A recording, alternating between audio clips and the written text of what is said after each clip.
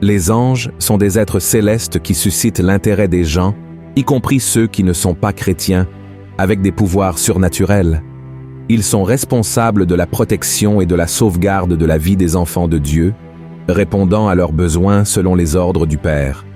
La Bible, dans le livre des Hébreux, mentionne l'existence de milliers et de milliers d'anges dans le ciel, bien que seuls quelques-uns d'entre eux aient leur nom révélé. 3 de ces noms sont connus de nombreux étudiants des Écritures, mais le 4e nom est peu connu. Cependant, avant d'explorer ces 4 êtres, il est important de clarifier que les anges ne sont pas des esprits de personnes décédées. L'affirmation selon laquelle les bonnes personnes décédées se transforment en anges de Dieu est fausse. La Bible est claire en affirmant que nous, êtres humains, et les anges ne faisons pas partie de la même classe de créatures du Seigneur. Lisez avec moi ce qui est écrit dans le psaume 8. Qu'est-ce que l'homme, pour que tu te souviennes de lui, et le Fils de l'homme, pour que tu prennes garde à lui? Tu l'as fait de peu inférieur à Dieu, et tu l'as couronné de gloire et de magnificence. Tu lui as donné la domination sur les œuvres de tes mains. Tu as tout mis sous ses pieds, les brebis comme les bœufs, et les animaux des champs, les oiseaux du ciel, et les poissons de la mer, tout ce qui parcourt les sentiers des mers. Il est également important de souligner que parmi les êtres célestes que nous étudierons, il y a les anges déchus, qui ont été expulsés du ciel et jetés sur la terre. Le premier ange mentionné par la Bible avec un nom est Satan. Selon le chapitre 1 du livre de la Genèse, le 2e jour de la création, Dieu créa le ciel. Certains érudits suggèrent qu'au cours de ce même jour, les anges furent créés, parmi lesquels se trouvait un ange qui se distinguait par sa beauté et sa puissance. Ce chérubin est appelé par beaucoup de gens Lucifer. Bien que ce nom ne soit pas trouvé dans les Écritures saintes, son sens est « ange de lumière » ou « étoile du matin ». L'histoire de la chute de Satan est racontée dans 2 chapitres de l'Ancien Testament, dans Ézéchiel chapitre 28 et Isaïe chapitre 14. Il était un ange puissant et rempli de sagesse, peut-être le plus beau et splendide être créé par Dieu. Cela aurait pu être la raison d'une grande honneur pour cet ange, mais il ne s'est pas contenté de tout ce qu'il avait aux côtés du Seigneur, laissant sa beauté et sa haute position dans la hiérarchie céleste monter à sa tête. La Bible nous montre dans Ézéchiel chapitre 28 que Satan est resté parfait dans ses voies jusqu'à ce que l'iniquité soit trouvée dans son cœur. Voici ce qui est écrit. Ton cœur s'est élevé à cause de ta beauté. Tu as corrompu ta sagesse par ton éclat. Je te jette par terre. Je te livre en spectacle au roi. En raison de son orgueil, Lucifer décida qu'il voulait ériger son trône au-dessus de Dieu, et il convainquit environ un tiers des anges de le soutenir. Il y eut alors une bataille dans le ciel, et les anges qui restèrent aux côtés du Seigneur vainquirent ceux qui s'étaient rebellés. Voici ce que dit la parole de Dieu à ce sujet. Et il y eut guerre dans le ciel.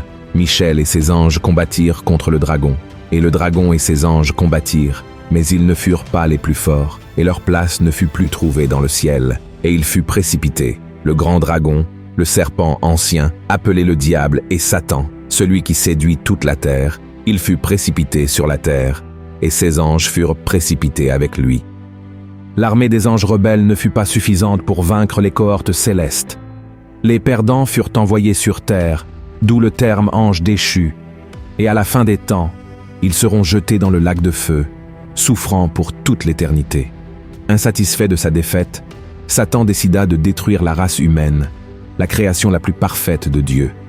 Ainsi, nous lisons dans le livre de la Genèse qu'il se déguisa en serpent, se rendit dans le jardin d'Éden et persuada Adam et Ève à manger du fruit de l'arbre de la connaissance qui avait été interdit par Dieu. Ainsi, le péché entra dans le monde et le couple perdit son intimité avec le Créateur, étant chassé du paradis. Aujourd'hui, tout comme par le passé, Satan fait tout en son pouvoir pour apporter la condamnation aux êtres humains, les détournant du chemin du salut offert à travers le sacrifice de Jésus. La Bible dit que, pour tromper les enfants de Dieu, il est même capable de se déguiser en ange de lumière. Selon Michel. L'archange est l'un des anges de Dieu les plus connus et puissants. Il appartient à un ordre supérieur parmi les anges, étant un être céleste, agissant en tant que messager lors de missions spéciales. De plus, il est un grand guerrier. Le livre de l'Apocalypse, chapitre 12, nous montre qu'il a dirigé l'armée des anges dans le ciel contre Satan. Un autre passage qui attire beaucoup d'attention se trouve dans le livre de Jude, qui relate que Michel a combattu le diable pour le corps de Moïse. Remarquez que, aussi puissant qu'il fut, Michel a fait preuve de sagesse en ne diffamant pas l'ennemi, mais en laissant Dieu le réprimander. Lisons ce qui est écrit. Or, l'archange Michel, lorsqu'il contestait avec le diable et lui disputait le corps de Moïse, n'osa pas porter contre lui un jugement injurieux, mais il dit que le Seigneur te réprime. Et dans le livre de Daniel, il est rapporté que Dieu a envoyé un ange pour transmettre un message au prophète. Cependant, le prince de Perse, qui était un agent de Satan, a tenté de l'empêcher. Alors, Dieu a envoyé l'archange Michel pour l'aider. Voyons ce que Daniel a dit à propos de cet événement. Et voici, une main me toucha et secoua mes genoux et mes mains.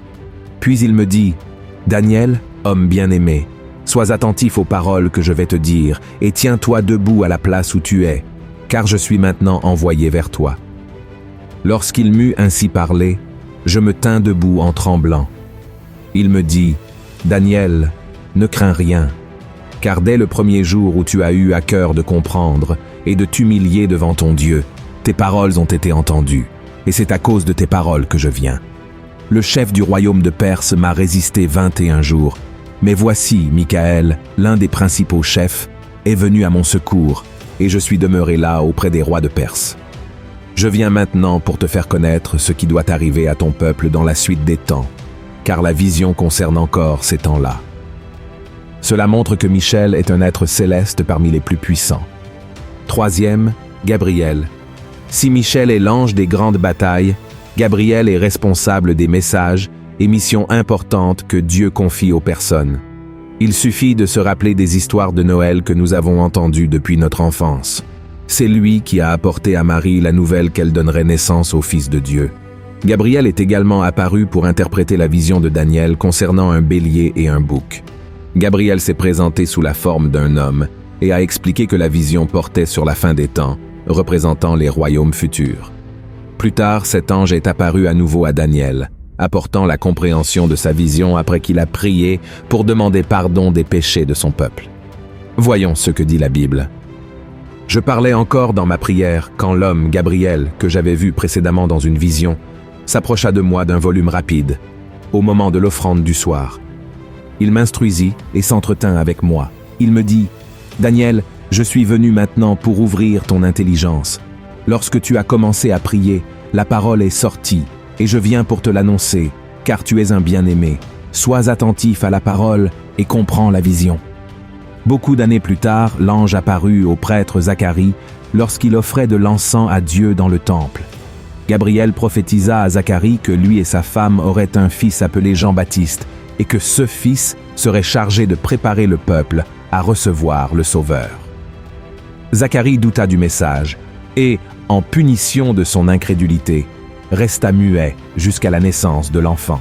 6 mois après avoir parlé à Zacharie, l'ange Gabriel apparut à une jeune femme nommée Marie et lui dit qu'elle serait enceinte et donnerait naissance au Fils de Dieu.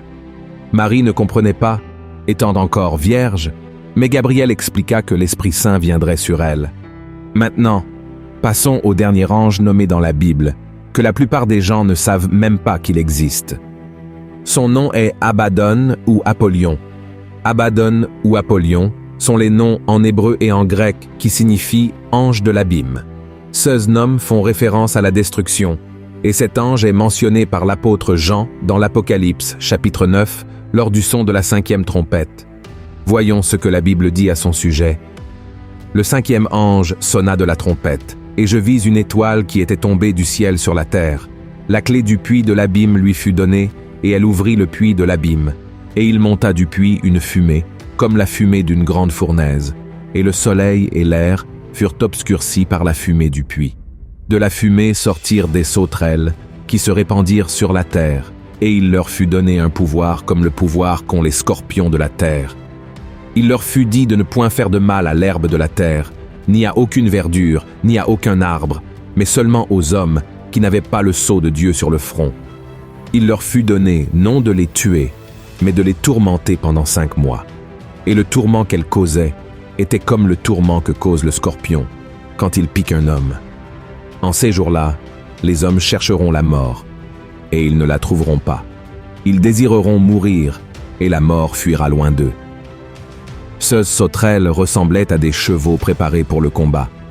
Il y avait sur leur tête comme des couronnes semblables à de l'or, et leurs visages étaient comme des visages d'hommes. Elles avaient des cheveux comme des cheveux de femmes, et leurs dents étaient comme des dents de lion. Elles avaient des cuirasses comme des cuirasses de fer, et le bruit de leurs ailes était comme un bruit de chars à plusieurs chevaux qui courent au combat.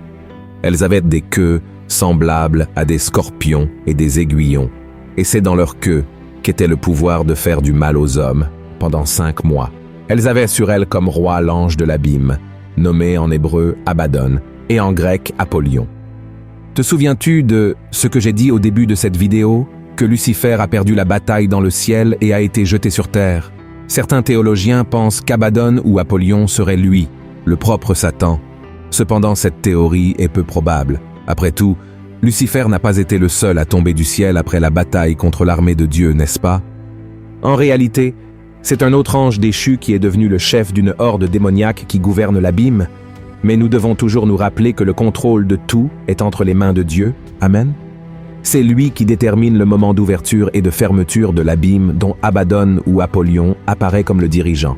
Cela signifie qu'en réalité, Dieu détient cette clé, mais selon Esse's dessein divin, l'accomplissement de Esse's plan, il prête temporairement cette clé au diable pour tourmenter les personnes qui ne se sont pas rendues à Jésus-Christ pendant la grande tribulation. Et cela explique pourquoi cet ange est décrit comme le roi de l'abîme dans l'Apocalypse, chapitre 9. Et tout comme Satan et ses autres démons, Abaddon ou Apollyon sera également vaincu par le Christ à la fin des temps et passera l'éternité dans le lac de feu en enfer où il y aura des pleurs et des grincements de dents. Si tu as aimé ce message, partage-le avec tes amis et abonne-toi à ma chaîne. Que Dieu te bénisse.